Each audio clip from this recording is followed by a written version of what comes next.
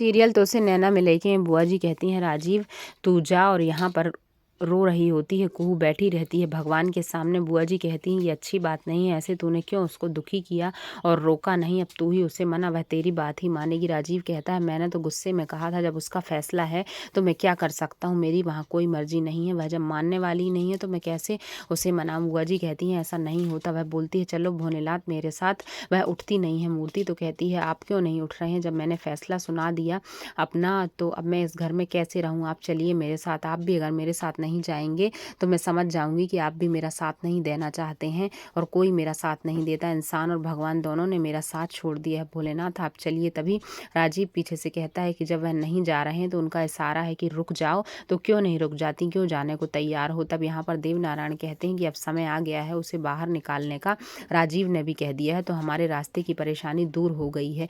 तो कहती है कुहू कि तुमने सबके सामने तो नहीं रोका, अब क्यों अकेले में रोक रहे हो। कहता है रोक तो रहा हूँ, कैसे भी रोक रहा हूँ, तुम मत जाओ। यहाँ पर भानु चाचा भी कहते हैं कि नहीं जाना चाहिए उसे। इधर पर राजीव कहता है कि तुम्हारी गलती थी, तुम क्यों जाने को तैयार हो गए, अगर किसी ने कुछ कहा तो तुम क्यों बात मान गए। दोनों लड़ाई करने लगते हैं और एक दूसरे को पीठ दिखाते हैं, नहीं सुनते किसी की बात। और कुहू कहती है जाओ, मैं तुम्हारी बात नहीं मानूंगी, चली जाऊंगी इस घर से। तभी रिया देखकर कहती है अब इस गलतफहमी में तुम दोनों को जीना पड़ेगा, और बोलती है अगले प्लान के लिए तैयार रहना। यहाँ पर देवनारायण कहता है चलो चलें बाहर, उसके जाने का अब अंतिम समय आ चुका है, और भानु चाचा भी उसी बात पर अड़े होते हैं कि उन्हें जाना ही पड़ेगा।